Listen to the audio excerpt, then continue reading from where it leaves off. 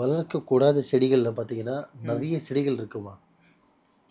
அதில் முக்கியமாக முன்வாசலில் செடி வளர்க்குறதுல முன்வாசல் இருக்குது, பின்வாசல் இருக்குது.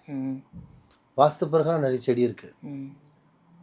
சில வாஸ்துக்கு செடி வந்து பின்னாடி தான் வைக்கணும், சில வாஸ்து செடி வாசலில் முன்னாடி வைக்கணும். ஏன்னா காலைல வரும்போது லக்ஷ்மி வரும்போது பர்க்கத் வரும்போது சில வாஸ்து தான் வரும், புரியுதுங்களா? ஸோ சிலதுக்கு அதை நிறைய வீட்டில் பேசலாம், நிறைய இருக்குது.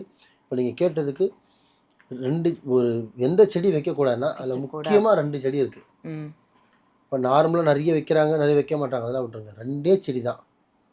ஒன்று முதல்ல கசப்பு சம்மந்தப்பட்ட செடி நீங்களாக விதைக்கக்கூடாது. கசப்பு சம்மந்தப்பட்ட செடி நீங்களாக விதைக்கக்கூடாது. இயற்கையாக விதைச்சி வந்துச்சுன்னா அது இயற்கை. அது உங்களை வாஸ்து பிரகாரம் வந்து அது உங்களை டிஸ்டர்ப் பண்ணுறதோ உங்களை தொல்லை கொடுக்குறதோ அதனால் உங்களுக்கு பாதிப்பு வருமானா வராது. ஆனால் நீங்களாக விதைக்கிறீங்க அப்படின்னா உங்களை நீங்களே சொந்த காசில் சூனியம் வச்சுக்கிற கதை அது.